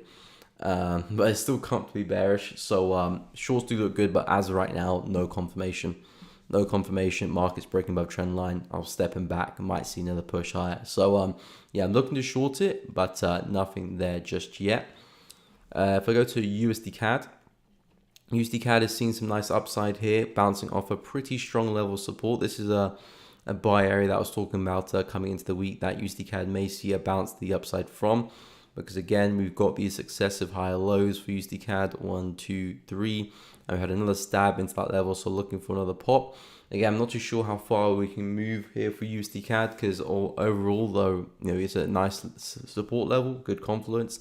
But we've had a crazy sell-off, very impulsive sell-off. So I'm expecting USD CAD to eventually do something like this, push up and eventually, there we go, push up and eventually start forming a lower high and working its way back down again to the lows, because this is a huge impulse, correction. And then another huge impulse, expecting another correction. Not too sure how big. I'm not too sure. We'll probably come and retest that level there. If we do, that'd be quite impressive. But I'm expecting some type of correction to the upside, and then yeah, follow through back down. Maybe respect the level. Maybe we'll break through. That's the question for another day. But yeah, USD CAD buys look good for the short term, but I am expecting a lower high to start presenting itself for another move back down. So it could be some shorts maybe later in the week as things develop. But yeah, at the moment, I'm probably expecting more upside now after rejecting this 1.332 area. Okay, so NZD, CHF, USD, CAD, got those guys out the way. AUD, NZD we'll take a look at next. So yeah, AUD, NZD we'll take a look at next. Euro JPY we'll take a look as well. A couple of people talking about Euro Yen. Anus got to go a little bit early today. No problem. Thanks for the time and effort. See you tomorrow. Much appreciated, Anus. Happy to see you tomorrow. But yeah, we're coming to the end of the stream anyway. Got 10 minutes left, so I'll go through a bunch of pairs and go through some pairs which I'm looking at for the rest of the day / rest of the week.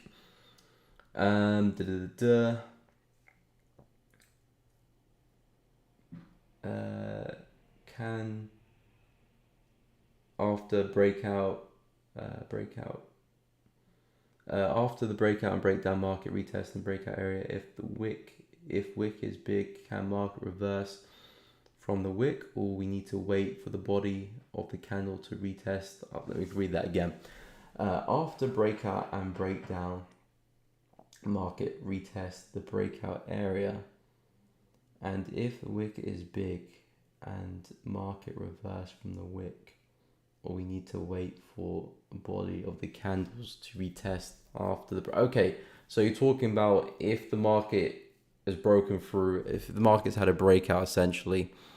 So we've got a level, markets, we've got a level there, markets closed above the level. Are you asking if you need to wait for the retest and a pullback for the wick to retest, or to take the breakout without the retest?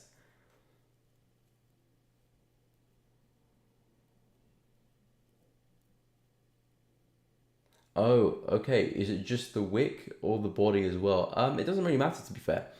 The market sometimes just gives a wick into the zone and then pushes. Sometimes we get a close into the zone and then it pushes as well. So yeah, the whether it's just a wick or a body is not of much importance. If you really want to go and look at some high probability trades, is if we can get the break of the level and get a wick through the level, then the market pulls back above it. So not only does it wick into the level directly, but it wicks through the level, then pulls back up. Those are really nice trading opportunities. I think that answers your question. But yeah, whether it's wick or body is not too much importance. But if it wicks through the level, yeah, that's a nice little confluence, and it increases the probability a little bit greater, because the markets tried to break back underneath but failed to do so. So yeah, like this, for example, nice wick into the level, but if it wicked through the level, that'd be even better. But nonetheless, it's still a successful retest. And yeah, I would expect the market to push higher. I think that answers your question. If not, let me know. Okay, so we'll take a look at Euro Yen, but first I'll go through AUD NZD first.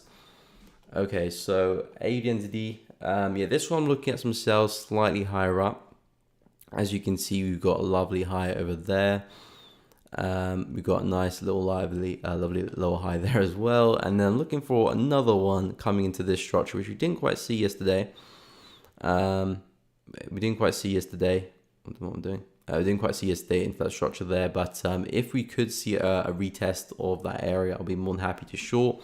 Or we might now do a double top into this area here. We might push up one more time, double top it into that resistance, and then sell off. Either which way, we've got some really comfortable bearish structure here with really nice momentum as well. So I'm liking what I'm seeing with AUD. Really nice momentum, clearing out some lows. So a pullback and continuation is what I'm looking for this pair. But yeah, for all I know, we could just start pushing to the downside without us. The market's still looking pretty bearish right now. So we might just not pull back and just continue falling. If that's the case, the best way to trade it is some lower time frame break and retest, some lows, or catch some lower highs and then short. But that's not really my forte. So I'm looking at a bigger move up higher, back into 1.07306 and 1.07618. Then yeah, then the shorts look pretty good there. And I'll be looking for a pushback down to the support level here at 1.06318. So yeah, shorts look pretty good. Not really too interested at the current price, but if it does pop higher, then yeah, that's pretty tasty for me. So that's what I'm looking at. Did you have a stop loss and something in place? Long from 1.067 with stop loss at longs at 0.67. Okay, let me delete that structure because the 0.67 is somewhere in there. Okay, so 1.067. Okay, let me just mark it on so I can visualize it. 1.067, which is like here-ish.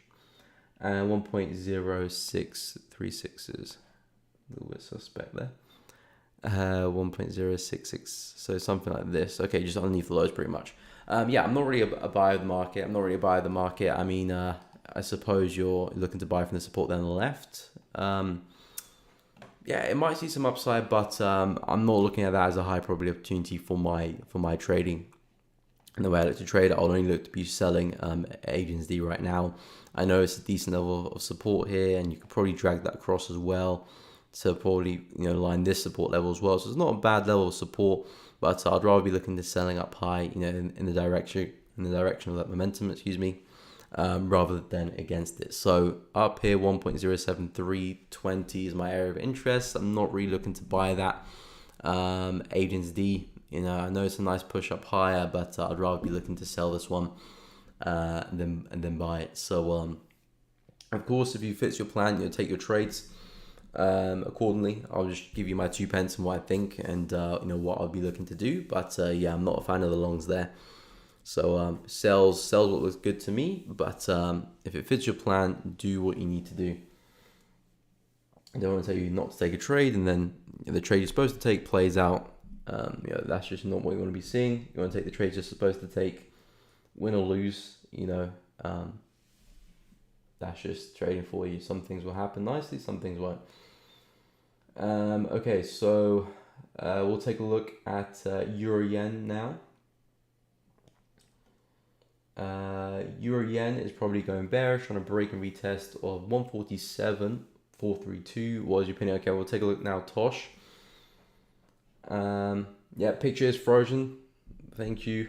I'll try and I'll make sure my battery's charged for tomorrow, but my camera has unfortunately died, so it's just frozen on me there.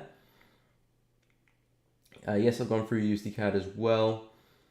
Miko Aodu is also weak across all major pairs. Yeah, it's pretty weak. I mean, today at least. I mean yesterday at least. It's been pretty weak. Aodu's been quite strong over the past week or two. Actually, no, it hasn't been strong. It's been very weak. What I'm on about.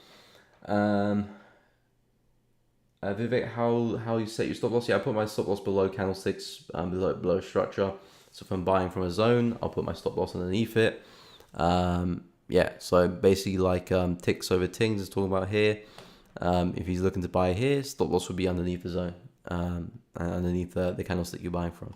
So very, very simple. A little bit of wiggle room as well, just in case for some unnecessary wicks the market wants to fly around. So just give yourself a few pips of that extra wiggle room just in case. Again, don't want to put yourself too close to the candle, because again, the market's not perfect. You do get some unnecessary wicks and some weird wicks sometimes. So especially when you're using candlesticks, so it's good to give yourself a little bit of wiggle room, but essentially you just want it to have it below where you're trading from.